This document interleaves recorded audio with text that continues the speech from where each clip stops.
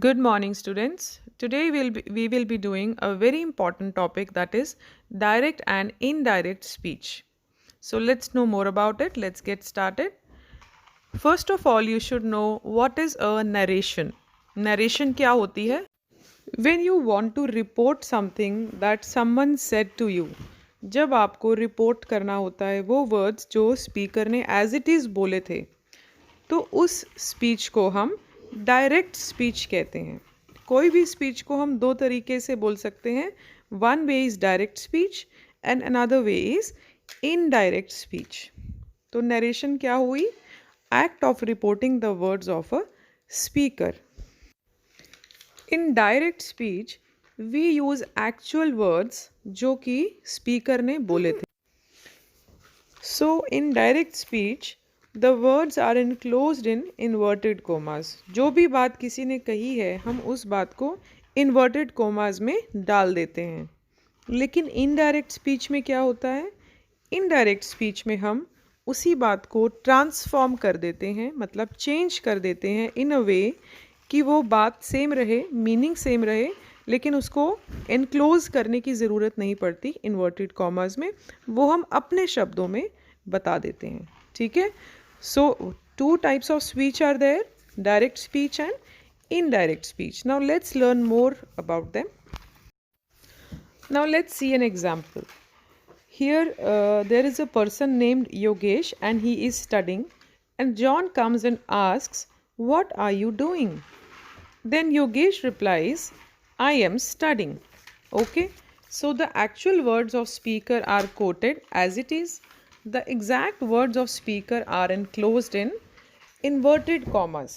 हम direct speech को कैसे लिखेंगे? Please see. Yogesh said, comma, inverted commas open, I am studying, inverted commas closed. ठीक है? This is known as direct speech. उसने हमने as it is लिखा जो उसने बोला. What is an indirect speech now?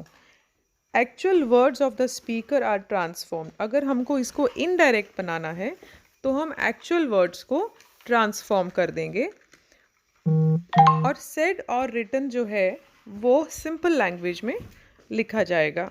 मतलब हम इसको सिंपल लैंग्वेज में लिख देंगे। Now students, why do we need indirect speech? हमें क्यों ज़रूरत पड़ती है इनडायरेक्ट स्पीच की? One, to avoid confusion while using direct speech while reporting. और कुछ और भी यूजेस हो सकते हैं इसके, but for now we will learn that to avoid confusion हम डायरेक्ट स्पीच को कभी कभी यूज़ नहीं करते हैं, उसको इनडायरेक्ट स्पीच में कन्वर्ट कर देते हैं। तो उसी सेंटेंस का जब हमको इनडायरेक्ट स्पीच बनाना है तो कैसे बनेगा? We will say Yogesh said that he was studying. हमने इसमें क्या चेंजेस किए, क्या ट्रांसफॉर्मेशन किया? तो डायरेक्ट स्पीच में था योगेश सेड, फिर इन्वर्टेड कॉमास में था आई एम स्टडिंग, ये था रिपोर्टेड स्पीच। तो इसको हमने इनडायरेक्ट स्पीच में कन्वर्ट किया और हमने बोला Yogesh said that he was studying. यहाँ पे एक तो कंजंक्शन का यूज़ हुआ दैट, ठीक है, एंड ऑल्सो टेंस का भी चेंज हो गया। I will explain it to you very clearly कि कैसे करते हैं ये। So before knowing about narration and direct and indirect speech, students, there are a few concepts that you should know. सबसे पहले you should know what is a subject and what is an object in a sentence. Second concept is you should know about first person, second person and third person in a sentence. ठीक है? And third thing is you should have a good knowledge about tenses. So I will suggest that you see the videos of these concepts before coming to this topic. However, we will get a quick revision in this video as well of these three concepts. So let's go forward. When we have a small sentence called Shazia said to John, तो यहाँ पे clearly who is the subject? Subject कौन होता है? Subject जो doer है, जो कर रहा है, वो सब्जेक्ट होता है। इस सेंटेंस में सब्जेक्ट है शाजिया, और शाजिया ने किसको बोला? जॉन से बात की, तो ऑब्जेक्ट बन गया John. Okay, as simple as that, Shazia is subject and John is object. Now let us know what is first person, second person and third person. See, first, second and third persons are dependent upon the point of view.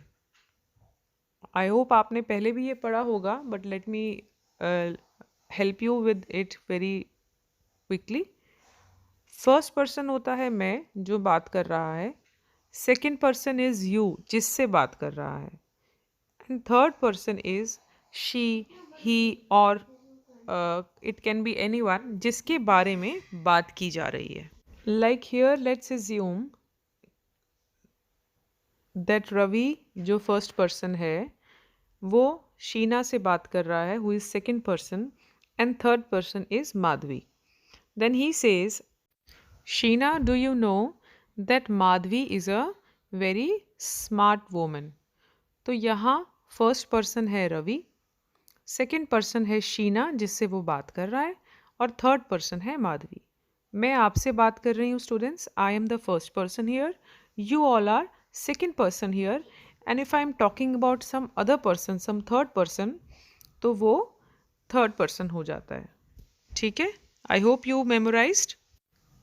You can also consult this small chart for first person, second person and third person. यहाँ पे first person है I, we, me, us, my, mine, our, ours. Second person है you, your, yours. और third person है he, she, it, they. ये सब words हम third persons के लिए use करते हैं. ठीक है? You can consult this to learn about first, second and third persons. मैंने आपको ये कॉन्सेप्ट टेंसेस में भी करवाया था. I hope you remember that. Okay, let's move forward. Third चीज़ हमने रिमाइंड करनी थी, टेंसेस. हम सबको पता है कि पास्ट, प्रेजेंट एंड फ्यूचर, ये 3 टाइप्स के टेंसेस होते हैं, जिनको फर्दर डिवाइड किया जाता है simple, continuous, perfect and perfect continuous tenses में. तो टोटल मिला के 12 टेंसेस होते हैं students. Simple past, simple present, simple future, and वैसे ही सभी फॉलो करते हैं. हमने टेंसेस के वीडियो में बहुत अच्छे से टेंसेस को कंप्लीट किया है. अगर आपको टेंसेस की नॉलेज में कुछ डाउट्स हैं, please consider those videos before moving forward in this video. Now let's learn the steps to convert a direct speech into indirect speech. ठीक है? Let's know the technique of doing it. We have to follow 6 steps to change a sentence from direct to indirect speech. Okay, the very first step is to identify. क्या identify करना है? Let's see. सबसे पहले we need to know what is a subject, object. We need to understand what is the reporting verb in the sentence. First, second और third person के बारे में जानना है, और टेंस कौन सा है सेंटेंस का, ये हमको पहले आइडेंटिफाई कर लेना चाहिए. ठीक है? These 5 things we have identify. Okay. Secondly हमको क्या करना है? रिपोर्टिंग वर्ब को चेंज करना है. We have to change the R V, that is reporting verb. वो कैसे चेंज करते हैं देखिए एक बार. रिपोर्टिंग वर्ब में जैसे सेड टू लिखा है, ठीक है, तो वो बन जाएगा टोल्ड. सेड बन जाएगा सेड, सेड ही रहेगा. से टू बन जाएगा टेल, एंड सेज टू बन जाएगा tells. When we will do the examples, then you will have a clear view of this thing. Now third step is replace with inverted commas with that.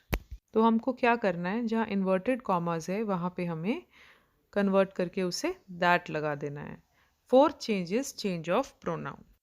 Change of pronoun मतलब कि जहाँ पे जो pronounce use किए गए हैं direct speech में, indirect speech में वो प्रोनाउंस कन्वर्ट हो जाते हैं in other way. Let's find कैसे चेंज हो जाएंगे.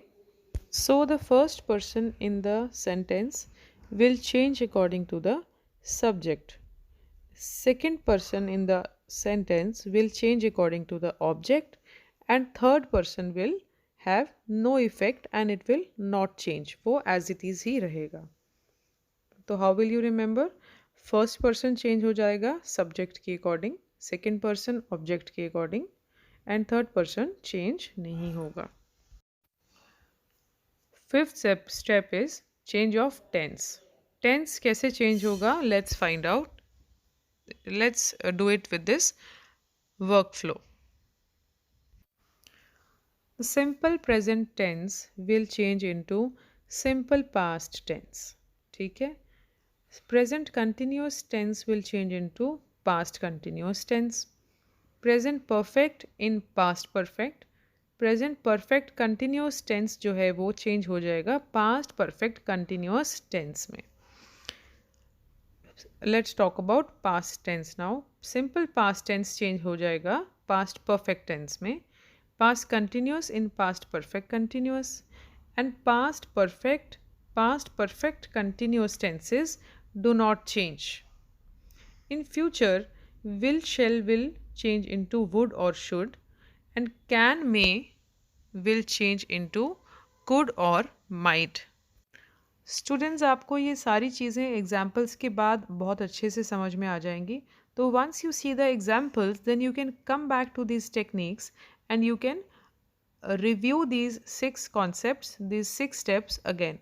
Okay, you need to remember that till reported verb is always in past tense until or unless reported speech is not a universal truth or a habit. तो हमेशा ही reporting verb past tense में रहता है। ठीक है, अब हमने 5 steps follow कर दिए। Now let's see what is the sixth step. Sixth step होता है टाइम स्पेसिफिक वर्ड्स को अपडेट करना, मतलब चेंज करना। टाइम स्पेसिफिक वर्ड्स को कैसे चेंज करते हैं, let's find out. Also there are some time specific words जो चेंज हो जाते हैं in reported speech. Here changes to there, tomorrow to the next day, today का हो जाता है दैट डे, येस्टरडे का हो जाता है द प्रीवियस डे, दिस का दैट, नाउ का देन, एंड टुनाइट का that night. You can go through these time specific words. And now let's learn how do we change sentences from direct speech to indirect speech using these 6 steps. Now let's see our first example. In direct speech, if we say she said to me, comma, inverted commas, I am playing football with you now. Okay, तो यहाँ पे हम first step follow करेंगे. What is the first step? Identify. Here she is subject, said to is reporting verb, object is me, okay, and it is in first, the sentence is in first person. I am playing football. second person क्या है? you. ठीक है, first person है I, second person है you, and the sentence is in present continuous tense. Okay, ये हमने अपना first step follow किया. Second step is change of reporting verb. Said to बन जाएगा told. Third is replace inverted commas with that. Okay, हमने comma और inverted commas हटा दिए and we said she said to me that. Then we change the pronoun. I का हमने क्या बना दिया? शी बना दिया. यू का हमने मी बना दिया according to the SON thing that we decided कि फर्स्ट पर्सन होता है सब्जेक्ट के अकॉर्डिंग चेंज, सेकेंड पर्सन होता है ऑब्जेक्ट के अकॉर्डिंग चेंज. ठीक है, तो फर्स्ट पर्सन यहाँ पे आई था, वो सब्जेक्ट के अकॉर्डिंग चेंज हो गया, इसलिए वो शी बन गया एंड यू बन गया me. Then change of tense. Am playing is present continuous, इसको हमने पास्ट कंटिन्यूस में कन्वर्ट करना था, that's why we said was playing. Then final step is change of time words. Now का बन जाएगा देन. स्टूडेंट्स, आपको कुछ एग्जाम्पल्स में ही ये टेक्निकल लगेगा, उसके बाद में you will get use to it and you will understand how to change direct into indirect speech. तो फाइनल सेंटेंस क्या आया हमारा? फाइनल सेंटेंस बन गया she told me that she was playing football with me then. Okay, ये हमारा indirect speech का sentence बन गया. Let's move to one more example. Second example is Ram said Sham, comma, inverted commas, I started a new job. Ram ने श्याम से बोला कि मैंने नई जॉब स्टार्ट की है। ठीक है, पहले हम आइडेंटिफाई करेंगे। सब्जेक्ट है राम, रिपोर्टिंग वर्ब है सेड, ऑब्जेक्ट है श्याम, और फर्स्ट पर्सन है आई, और I started a new job, second person नहीं है इसमें, और सिंपल पास्ट में ये सेंटेंस है। तो हम उसके बाद हम चेंज ऑफ रिपोर्टिंग वर्ब करेंगे। सेड का सेड ही रहता है, रिप्लेस करेंगे इन्वर्टेड कॉमर्स को दैट के साथ। Ram said Shyam that, change of pronoun, I बन जाएगा फर्स्ट पर्सन के अकॉर्डिंग ही। ठीक है, एंड चेंज ऑफ टेंस कैसे होगा? स्टार्टेड बन जाएगा पास्ट परफेक्ट में, दैट इज हैड स्टार्टेड। तो क्या बनेगा फाइनल आउटकम हमारा? Ram said Shyam that he had started a new job.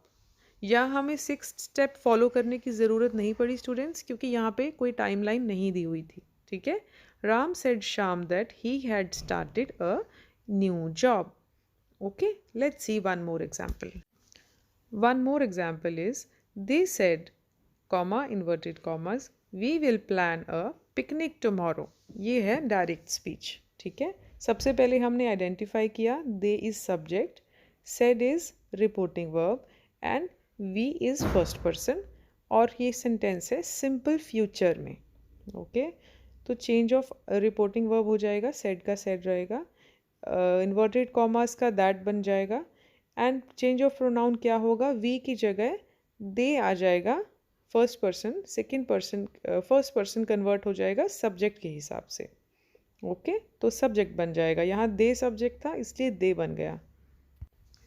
Then change of tense, change of tense कैसे? विल से क्या बन जाता है?